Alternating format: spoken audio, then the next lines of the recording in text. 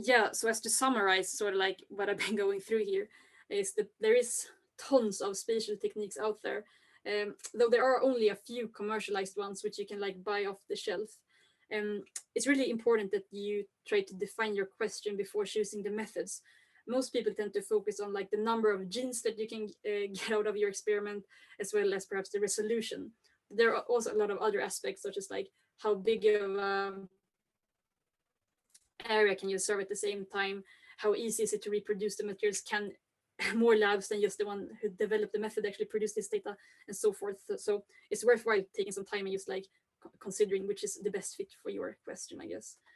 And there's also like this ever increasing repertoire of computational methods. So I should now say that be really careful, and I've tried to emphasize this throughout the presentation, when transferring single cell design methods to spatial transcriptomics data.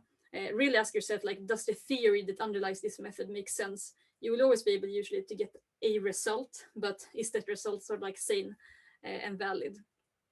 Of course, that shouldn't like hinder you from testing or like exploring different methods, but yeah, keep it in the back of your head perhaps. And it's really nice, like we saw with the clustering example of the breast cancer data, to use the spatial information as a sanity check. Do my clusters make sense? When I look at it, comparing it to the H&E image, for example, use like spatially, or are the clusters coherent or not, or just completely random?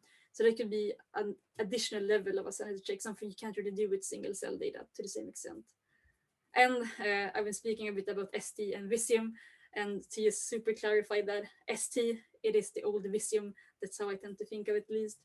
And perhaps then I should also say, like, just as a word of advice here, or like a wish rather, is to not only treat spatial data as a different form of single cell data. It has a lot more to offer, and yeah, it has things that you can really do get some information from it that single cell data never would allow you to get. Looking at proximity of cell type, colocalization, and such. So yeah, really try to use the full potential of it, because it's quite impressive actually. So with that, I think I should say thank you for the attention. It wasn't too many questions, perhaps because of my bad connection, but questions are super welcome. And I should also say thank you for being invited, like, to give this presentation, which was very fun. So yeah, any questions?